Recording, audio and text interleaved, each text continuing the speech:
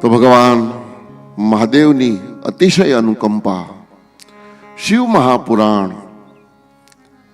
જન્માંતરે ભવેત પુણ્યમ, જન્મ જન્માંતરના જ્યારે જીવનો ઘડો પુણ્યનો ભરાય ત્યારે જ શિવ મહાપુરાણ મને તમને પ્રાપ્ત થતું હોય છે.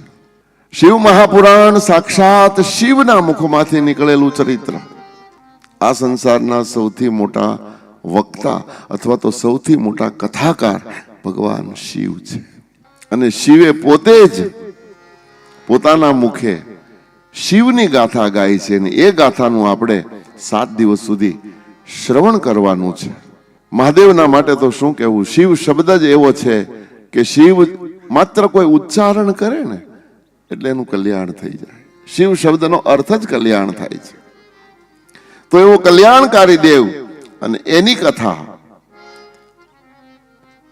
બડે ભાગ્ય માનુષ તનુ પાવા, સુર દુર્લભ સદગ્રંથ ન ગાવા.